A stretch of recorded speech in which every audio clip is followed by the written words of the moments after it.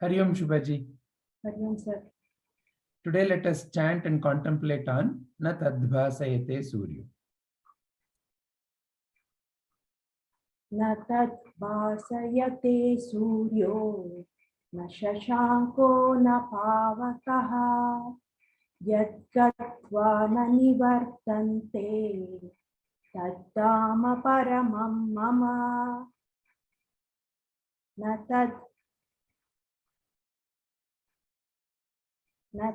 bhasayate suryo, na sasanko na pavakah, gatva na nivartante, dhama paramam mama. That supreme abode of mind is not illuminated by sun or moon, nor by fire. Those who reach it never return to this material world.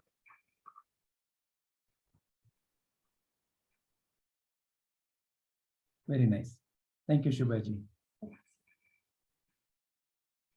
So Sri Krishna is talking about some place which has no light, saying it is not illumined by any of the known sources of light. He is talking about the light of self.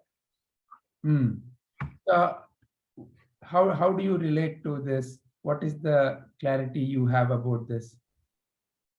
I think when you have the light of self, which is the knowledge, you don't need the sun or the moon or the fire to light as a light. So that knowledge itself is your light. So when you attain that knowledge, you will not or you don't want to come back to this material world, is what I understood. But see, knowledge is usually what, it's seen as something that I receive and something that I learn, isn't it? Yeah. So I have a knowledge of how to use mobile. I have a knowledge of how to knowledge of the self he is talking about. Jnana about the self. But even the jnana about the self, see, for example, now, this shloka. The shloka is knowledge given by Sri Krishna through some shloka. So now, this knowledge, if let's say I happen to forget, because the mind can forget things also. If I happen to forget, then this knowledge is lost. Is that what is being referred here?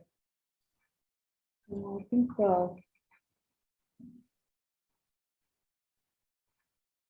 the knowledge of probably he talks about self-surrender, no? In all the shlokas, probably the knowledge that you are detached and you surrender to God, or surrender.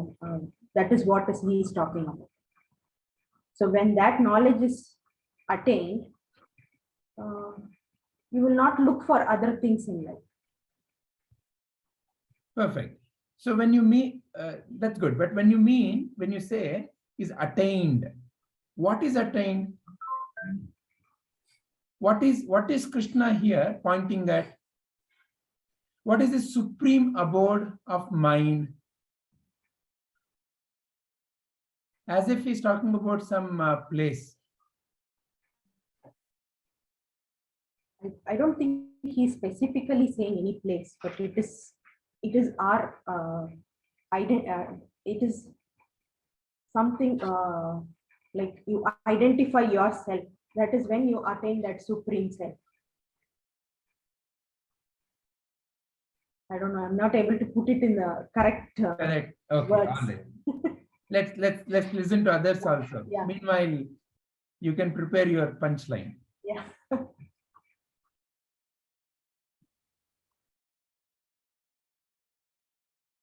Who would like to share your views next?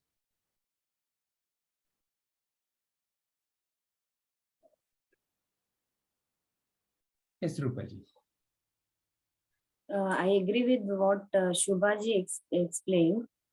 And the supreme abode of mind actually is, it seems like a place only, but in the previous sessions and all, we have discussed this, Vijayji.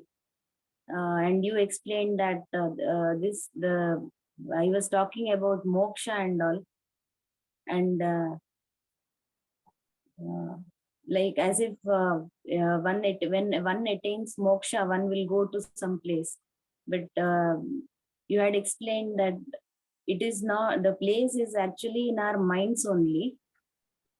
We are free, where we are free from all the bondages and vasanas.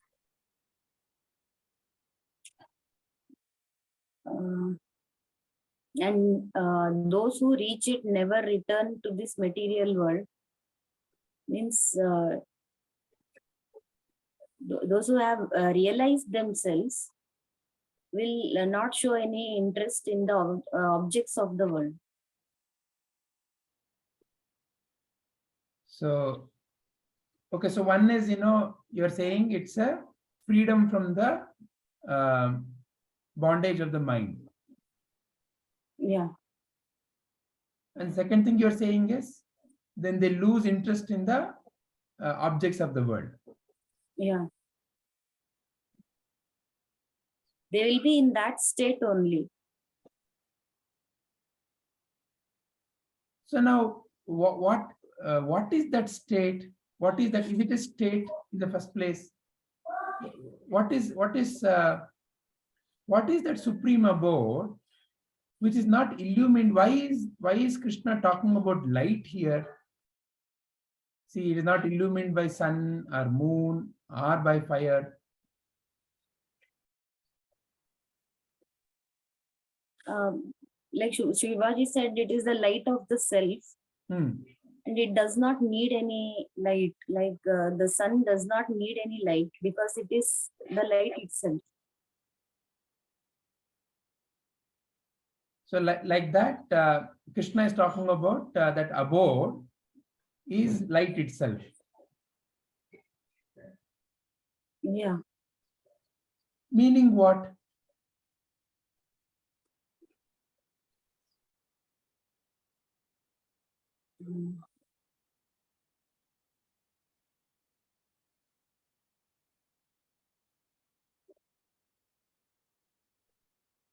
In what sense it is the light?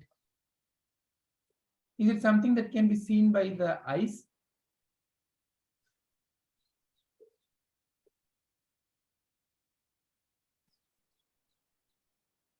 No, I can't explain you. Okay, all right. Padmaji, Sarananji.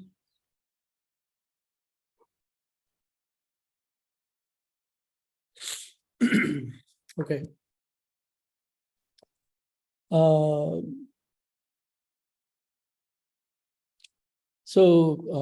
Yeah, so what is the illumined meaning of that being? Basically, to know anything, we use something to know that, right? Something has to give that knowledge. In case of a place, sun or moon gives the light to show what is there, right? A sun, moon, or fire. Right? In the same way, that is physically, and knowledge-wise, like our what we see through our senses, with the senses being imperfect, when the knowledge which is beyond those senses is what actually tells you the shows you the reality. For example, the earth looks flat to the senses, while the knowledge actually tells you the real thing behind it, right? Similarly, the sky looks blue from the eye's point of view, but the knowledge gives, right? So there is always something that helps to show the reality, right? While here he's talking about that supreme abode of mind, which is not illumined by the sun or moon, right? Which is basically, in this case, all these are external things that light and show. While in case of self, it's the Atman is what is allowing all these, is like basically the light behind all the rest of the things. It's like one, it's the highest level where without Atman, like you can't even there is nothing else that comes finally. So if you keep going, right, so from the physical light to the knowledge, which is more at a certain level, and then if you go beyond it to see like who gives that that knowledge, that comes from the the Atman, which is like for from the expression point of view, we say that light of the self or Atman, right? So it cannot, there is nothing other than that to illumine that. It is the light that is lighting everyone. Like for example, the sun illumines everything, right? But the sun itself is seen by the eyes, right? So which means like without eyes, even the sun's there, it's of like from my point of view, like it's of no use. And the eyes is again illumined by what? If you keep going, finally it is the source, right? So once we go there and we understand that source, then that understanding basically gives us that like that is the only reality. There is nothing else which is real, and the nature of that is like infiniteness. Then like I will not go out and seek, because whatever I seek outside in the material world is again imperfections coming from outside, and anything you get it from outside, anything that is seen or anything that is a material, the nature is born, decay and die, right? So once you know that the nature of the material is born, decay and die, there is that knowledge will basically is what tells you like there is no point in going back. It's like trying to catch something in a leaky pot. How much ever you put, it's going to be empty, right? And the one who has realized that he's not going to try to catch water in that leaky pot, it's right. He realizes and like right, fine, this is it. Right. So that's how I see that it's that abode of mine is the knowing the real self and being in that state. Again, this a state is not something which will come and go. Being just how should I put? Yeah, once this is understood, the one who has understood is not going to go out. He's going to be in there. That's it. Very nice, very nice. But the one who understood is going to be there. It's as if like, you go to a hotel and, I've taken a room and I'm living there. So is that how it is? Who goes and who remains, and why whoever goes doesn't want to come back? Who is that who's going? It is the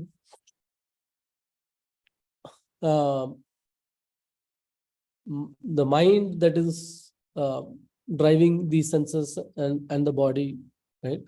And the mind is being governed by the intellect, right? And if you have the right intellect, you go in the right direction. the mind, right? So the mind will go in the right direction. So what you feed to the mind is very, it's a jada, it's a machine, where like whatever information you feed, it's going to bring a thought based on what has gone in, right? So the more right information is given, the mind driving the jiva, the body, the senses will change, right? And and when that understanding, the right knowledge to the intellect basically will help to not seek out. The mind is always like using the senses, it is seeking things out, right? And I like by giving the right knowledge and when the intellect is clear, then basically the running around will stop. The number one. Number two, reacting to what is seen in the jagat will stop. Like as you said, like in this you put not disturbed by the events around, because you know that nature of the material world is in three phases: creation, decay, and destruction, right? So transit, it is transitory, and so it is appearance. It's not like it's not the real one. A real one is something we should not change, right? So it's not the real one. So that it will not, that individual, I would put it, operating with that body, mind, intellect, will be a lot more undisturbed. And though from outside the body will operate, while internally it's that individual is at peace with a clarity of who that individual is. But how can Krishna so affirmatively and kind of insist that never return to this material world? Yeah. So someone must have reached someplace and it is the realization. It is like, if I put my hand, if it's going in fire and if it's going to burn, I will never put my hand again in fire. That is the kind of realization once a person has, then like he will not return to the material world. What is that realization? That realization is that what is seen by the senses, the world is not real, and it is changing all the time, and not trying to find permanence in that changing scene, right? Which is the one that leads to samsara and sorrows, right?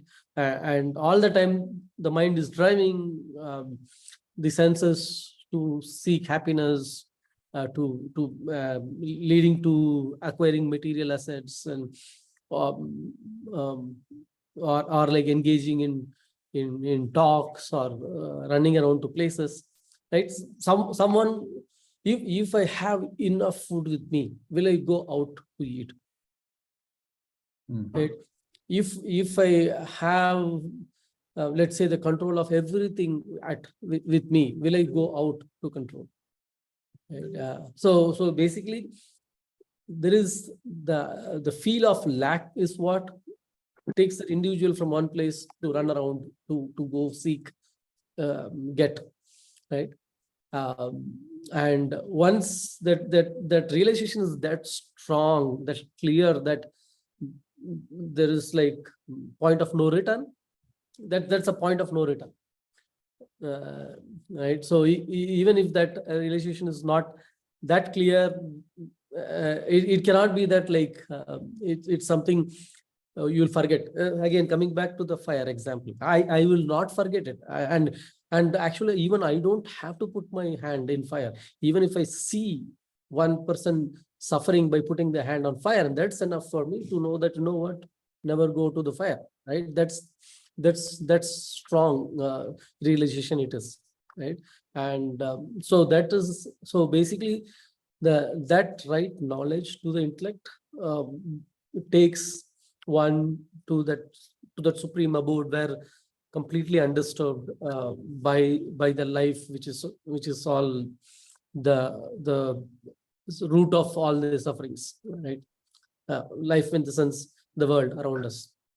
So you are essentially saying reaching it is essentially realization. Realization, yes. So, okay.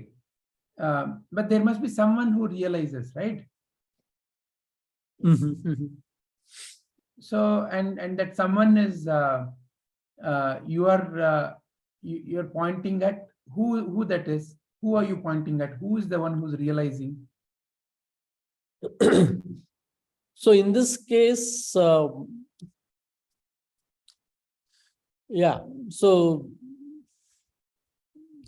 actually, there is only one real entity, which is Brahman, or Atma, and basically the realization is, and there is no one else. So at the mind level, which is what we are operating,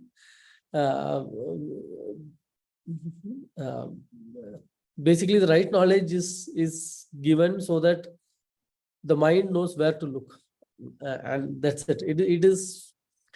It's I would say a real human these days creating artificial intelligence, right? Though that the entity with the artificial intelligence can do a lot of stuff, but all that what it is doing is based on the knowledge that is available in the database for that system to operate, right? So and if I'm riding my life with that artificial intelligence, then I'm going to suffer because of the knowledge that is given. So finally, I realized that that one that is driving my life is not the real. I am the real, and I don't have to suffer because of that. And by giving the right knowledge, I'm just telling that artificial entity to look at the right one. Okay, and that's it. That there is only one, and what I was why I was suffering is I was thinking I am controlled by that entity which is driving me, and that is using the knowledge which has been fed to it. Excellent. Right. So the realization is there is no one else. It's only me, and the right knowledge has to be given to that, and it will, once it is right, it basically merges. Once that driver is in sync with the source, then there is only source. Excellent. Very nice. Thank you, Sarvanji. Okay, good. Padmaji? Yeah. So, sir, here I connected with the picture that you have put here. So how I understood it as the understanding that I am only water frees me from all the sufferings or disturbances that I experience in life. Because something is being added there. It could be salt, it could be sugar, it could be some color. So the understanding that I am not all that and I am that pure water gives me a lot of peace and clarity, and I am not disturbed by whatever is happening. So like that water, whatever is added, I become that also. At the same time, I am also the water. That clarity always, if I'm centered in that, then I can be that, but at the same time, I'm not that. That understanding is very clear, is how I see from this picture. And if I put that understanding to the meaning of the shloka that is written here, so whatever is added to that water is what is that material world giving me. Mm. It could be sweet, it could be salty, it could be anything. Mm. And in that moment, maybe I'm getting some limited amount of happiness or whatever it is that I'm looking for, but then it is not permanent. So I am constantly searching only in that material world. I keep shifting from one thing to another, getting myself attached from one thing to another. That is constantly happening. Those who reach it now, so what I see this, it is that it is something, his abode. What is his abode? Then there is another world, which is the spiritual world. So if I go into that, then that is where I at least have the ability to get the knowledge that who I am, really who I am, which will detach me from this material world. Mm. So once I know that, once I have that jnana, I will not want to come here, because what I am searching is, I want it to be permanent. I don't want it to be changing. Mm. So when I will start finding that, okay, here something permanent I'm getting, so I will progress only in this way. I will want to move only in this way. I would not want to go back to that material world again, because there the search was not ending. That Mm. is the basis because of which I will not return, I feel. Mm. And that world, or the spiritual world, when what it is leading me towards is, I am that, I am the supreme, I am the light. So it is not the sun or the moon or any external thing, but it is the self which is illuminating everything else in my life. When I have that understanding, then I will not search for anything anywhere, because I am the one who is giving everything the power. That understanding will be coming to me. So yeah, that is how I understand it, sir. So he's essentially talking about how to cross over this material world and reach to where who you are. That realization, when you get, you will not want, I mean, you can be in this material world if you want to. You will enjoy the things of the material world, but at the same time, that association will not be there. That is how I see this shloka. I mean, that is what his life has been as Krishna, right? He has been extremely rich. He can be a friend to a poor. He can be lovers to many. He can be such a great son, such a great statesman, everything. But he didn't get himself attached to all that. He's separate. He's the supreme. Then he can transcend all that and be who he is actually. So yeah, I think that is the most fascinating part about him, I think. Yeah. And if you can be that, then that is the highest, everything else will fade in front of that. Very nice, very nice. So no particular attachment to any role, but be part of all roles, and that's how you see it. Okay. Yeah. I mean, for me, that the picture that you put is the one that is giving perfect clarity, I think. More than anything I can express, I can know from just seeing that mixing that is what attracted to me. Actually, on all your shlokas, I look first at the picture only, sir, before even I read the meaning. Yeah. I think I connect very well to whatever you put. So there are like 3-4 aspects in this picture itself, where it shows that how you are illuminating. It also shows the mind, where all the things are, and how the mind is free once you realize that, and the disturbance and the everything is in the mind. So you are the creator, that also comes in there. So if you are the creator, you are him. That understanding comes automatically. So it's all interlinked, I feel. Yeah. Excellent. Very nice, Padmaji. Saravanan, you want to say something? Now I have a question. So now let's say right now that we know the truth with this sloka. Is that statement still valid, that one may go out to the external, to the material world, and may get get some happiness for some time? Is that still valid? No, I'm not saying you can go and get some happiness for some time. Once you know this, you can still function in the material world, because that is where you are living anyway. No, see, what I'm saying is, just because I am knowing that I am the self and all this, actually, it's not like if tomorrow somebody gives me jewelry, I can still wear it, enjoy it, and then I can remove it. That is my question. Only thing is, I will not have that. I will not have that attachment. Oh, this is mine, so you cannot take it, or I cannot give it to somebody. I will be willing to share it with everybody who comes, because it is very temporary. That knowledge is there. That is what I said. I did not say that you go and get happiness for some time. No, I'm just saying that it will not bother you much, right?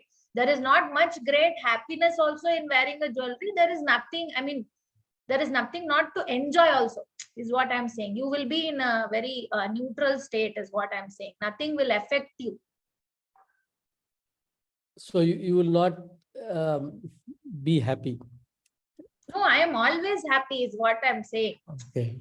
That right. That is what you are searching for, that happiness, and you are attaching that to various small things which are there in the material world.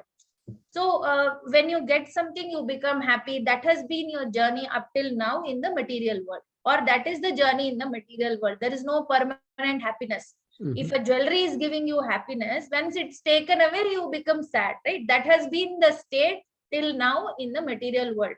And once you start looking for something which is more permanent, you don't want that thing to disappear, that happiness or that feeling that you have, you don't want it to disappear. Then only your search will start for what can give that to me permanently. That is where I think the search or the turn in our life towards spirituality itself comes. I think from there only. But it is not like one day suddenly you can go there. So as it is a process, like you said, we are somebody who oscillates between that world and this world, something like that. So once that is permanent within us, that this is the way to go, this is where the permanent happiness is going to be there, then you will not come back to that state, is what I'm saying, from where we began, from the state where you were happy when you got this, you were unhappy when you got this. That changes, that shift is definitely there, I feel, because you start to understand, even if it momentarily comes, but you have that clarity that you know that is not right. So I'm not going to go there. I am this. So this is where I need to, this is my path. That thing becomes clear, I feel. And you keep walking in that path, I think a lot of changes happen. You start believing, and then you also, there is one surrender also after that, because then you don't think that why this has not come to me, or why this is happening to me. These kind of questions also starts coming less to you compared to before, because now you know that everything is for my best. That kind of thing comes. Everything is happening for my best. So even if I'm in a problem, there is a higher power that will take care of it, or there is a surrender, like whatever is happening, let it happen through me. That kind of thought process, I think it starts coming. So if it is happening through me, then I am only a medium, right? I am like I am a character in that story. So why will I get disturbed by a character? Because tomorrow, if I don't like the character, or if I don't want to do it, I can stop it anytime. That thing will come, I feel. Very nice. Okay. Very nice. So we can also relate these two statements to two Mahavakyas. Aham Brahmasmi, Sarvam Khalvidam Brahma. So the first statement that supreme abode of mind is not illumined by the sun or moon or nor by the fire. Aham Brahmasmi. So what is that? What does it even mean? I am that light of awareness. So going back to the example of the picture that you see here, I will slightly say it in a different way. Initially, I think I am the salt. What is the salt? I am the ego. I am somebody in life. I'm a mother, I'm a father, I'm a husband, I'm a wife, I'm a boss, I'm an employee. I am somebody. I think I am somebody. What does somebody mean? In the very word itself, it means that I am a body and some combination of thoughts. That is what somebody is, isn't it? When you look at it, I am a husband. There are two aspects. There's an aspect of the body. There's an aspect of the mind. So that salt is the indication of the somebodyness. I am somebody in life. So all through that somebodyness, I live my life. And when I live my life with that thinking of somebodyness, then I have somebody related gains and losses. I'm a husband, then husband related whatever the pleasures and the pains are naturally there. Like that somebody is given the jnana that you're actually not somebody. You're not somebody. You are actually that divine consciousness. You are actually the awareness. How do you know that? Like how Saravananji was explaining, you see the sun as the source of the light, but is it truly the source of the light? If your eyes was not there, you wouldn't know the sun. Then you can say, oh, source of the light is the eyes. But if you examine a little more deeply, is it truly through the eyes that you're seeing? Because even a dead body has eyes. So eyes is not seeing. Okay, so which means that sun is not the source of the light. Eyes is not the source of the light. Then what is it? In the dead body, all the other organs of perception are still there. Eyes and the brain and all the nervous system, everything is there. So something else, which is not a material that can be experienced through any of the five senses, must be the source of that seeing. So the seeing is, though it appears as if the sun is the source of the light, but truly, if you kind of go a little deeper, I cannot see without that very source through which I'm able to see the light itself. So if I am able to see, then I must be, that must be the source of the light. So here Sri Krishna is giving us another viewpoint to go back, another perspective to go back to the true self, to bring the clarity to the statement that I am not the body, I am not the mind, I am not the intellect, I am that pure awareness. Awareness is the source of the knowing. I know any object not because of the object, not because of the senses of perception, but because of the knowing. The knowing principle is who I am. So to bring the attention of the seeker, the salt entity, to say, hey, you're not the salt. You are that very source of awareness. You are that awareness. You are that. Tat tvamasi. So you are the very source of that knowing. And without you, nothing can be known. So the light that you see outside is known only because of you. So you must be greater than that light. The very sound you hear is heard because of you. So you must be greater than that sound. So who is the light behind the light, the sound behind the sound, the smell behind the smell? That is who you truly are. So the salt is given that knowledge. You are that.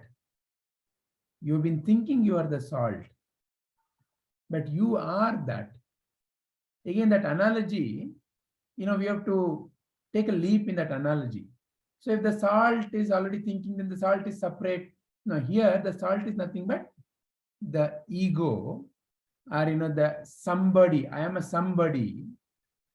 That somebody is thinking, I am separate. Because it is a somebody who thinks in life. It is a husband who thinks, it is a wife who thinks in you, it's the daughter who thinks in you. And who is the one who is going through all these turmoils of life? It is that somebody. Now that somebody has been given the right knowledge that you're not somebody. You are actually nobody. You're not a body. Because awareness is not a body. Awareness is not a thing. Awareness is not a particular form. Awareness is not any specific boundary. You are that awareness which is not a body, no body. You're nobody. So as nobody, then you have no ego-based challenges. The gains and the losses are not for nobody. As a wife, you have wife problems, but as nobody, you have no such problems. But is that the end of the realization? No. That is where the Sarvam Khalvidam Brahma, the other Mahavakya, is equally important. Aham Brahmasmi, I am that light of awareness, is the realization by the first statement. Sarvam Khalvidam Brahma is the realization by the second statement. It may be interpreted as for reaching somewhere and the material world is separate. So therefore it will not affect. And I can choose to come back to material world is one way of looking at it. But material world is actually not separate from you, the very source of awareness. Material world is also nothing but awareness only. It is that pure awareness given different names, appearing in different forms. So Sarvam Khalvidam Brahma. All that you see and experience is nothing but that pure consciousness only. The world which appears very solid, which is full of all these objects, is actually not solid. Is actually a continuously changing energy form. It's a continuously morphing energy form. Your body is a continuously changing energy form. You can see that. It is not remaining the same. It is continuously changing. And who is aware of that change? You. You are aware of the change as well as the one who is noticing the change. So you are that only. So without you, where will the world exist? The world has no existence without you. There is no way for you to know that there is a world outside of you. Is there ever something that you have experienced which is outside of you? Never ever. You've always experienced in you. And what you have experienced? Some change. And who has experienced? You, the unchanging. So the change is nothing but play of all these various manifestations of energy. And they're not permanent. They're not static. When you notice, everything. The definition of a thing is something that is constantly born, maintained, and decays. What does it mean? It means it has an inherent property of continuously changing. But it appears solid, it appears to be a thing because of the illusion it creates. When I show you your photos of childhood or your teen photo or your middle-aged photo, you'll only be saying it's me only, me only, me only. But what is the most important realization there? That what you call as me is continuously morphing. So which means, how can you be that thing which is morphing? You cannot be that thing that is morphing. So whatever you see in that photo is just a snapshot at that point in time. That's all it is. And it is gone, it is dead, it is dusted. It is no more ever will return. Never ever it will return. That's it. This moment is gone and dusted. It's never ever going to return. But in every moment, there is a snapshot of the world. There is a appearance of the world. And this appearance is in you, because of you, from you. So then, where is the question of going away to some other place? Because you and the world are not two entities. You are that sarvam khalvidam brahma. All that is divine consciousness only. So the salt, thinking that I am salt, I am separate from the rest, is the source of the ignorance, is the source of the misery. That is the ajnana. And the one who thinks I am a salt, that I am somebody, is ajnani. And that ajnani is given the jnana that you are that very source. You are not a body. You are no body. So then that somebody becomes nobody. And when that nobody realizes that nobody is in all others, then it becomes everybody.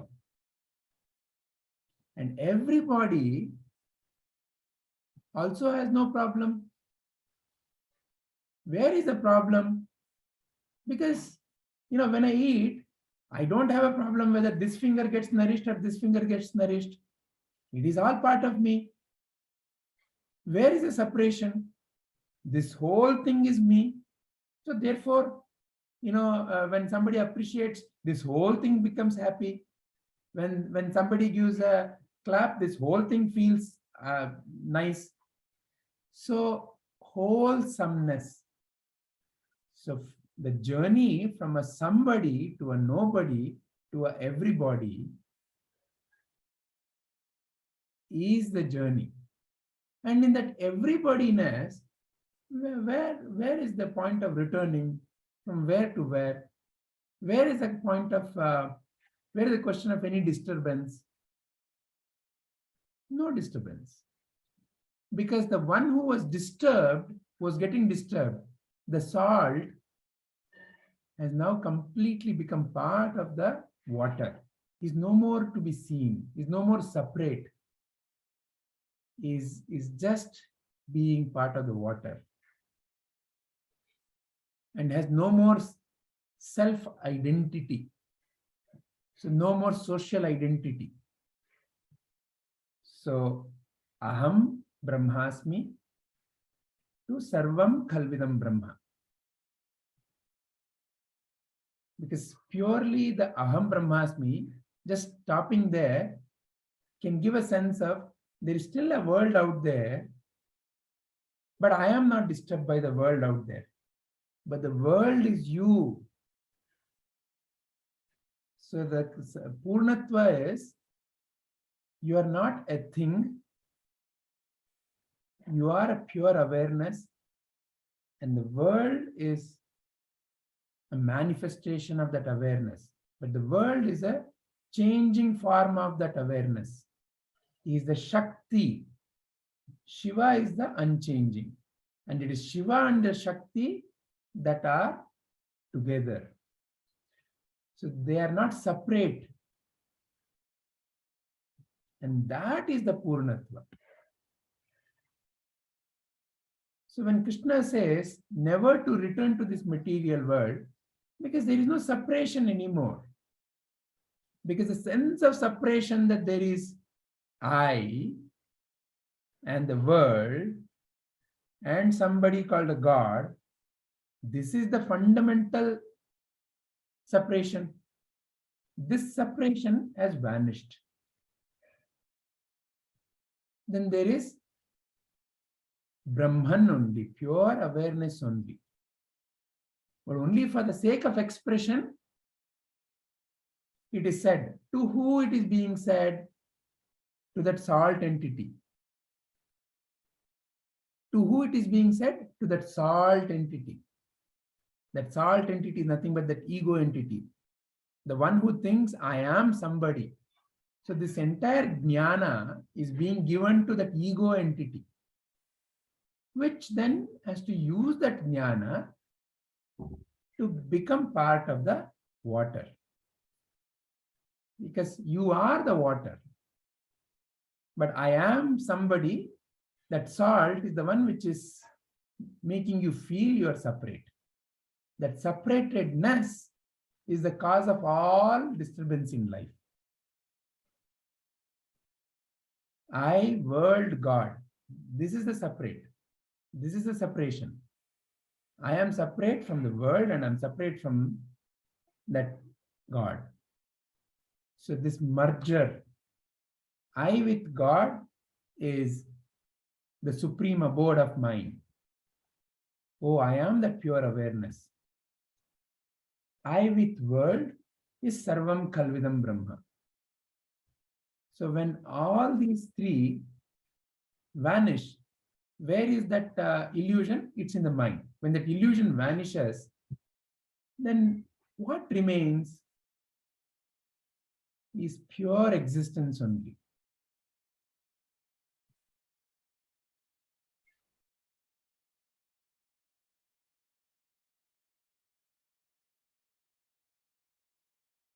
Any questions or any statements?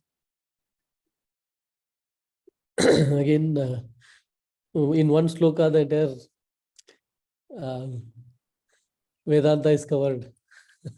Yes, yes, definitely.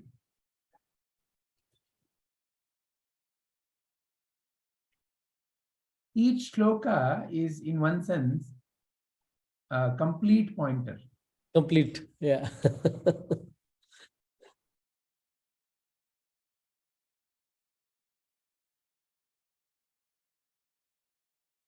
It is just that, like, looking into the truth through different slokas. That's it. Right? So each one leads to the same truth. Yeah. And each one is a pointer. Each one is a pointer to who? You.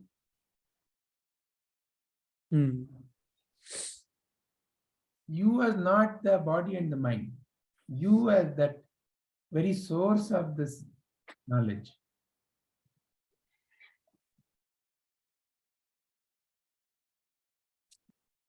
In some ways, written by me to me, through me.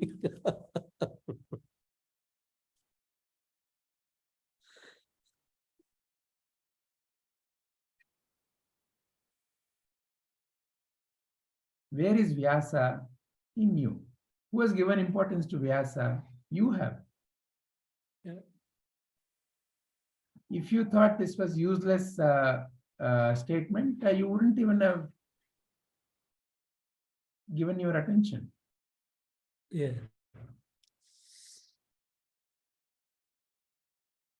Interesting. Yeah. All right. So if there are no more questions or statements, Shubhaji, any punch vakya? No, sir. We can take this for our Gita Jayanti, this chapter. There you go. Okay. It's very interesting. 15th chapter, no, Purushottama Yoga. Yeah, Purushottam Yoga. This Lot is, of food for thought. I had this in the mind when Padmaji asked in the beginning. Now you completed Ah, it. I thought so because when I started Bhakti Yoga, no, I thought, okay, that is coming in the end. So that must be the, way to go. And then when 15th chapter came, I thought, okay, this is another higher than that. So with every chapter in Gita, it's like that, I think. In other ways, Shubhaji is being in the present. She is following that. When we are here, why go back? Yeah. Very Perfect. nice. Very nice. Wonderful. Yeah. So you can take it forward, Saramanji. Yeah. Sure. Okay. So we'll end the contemplation on this shloka.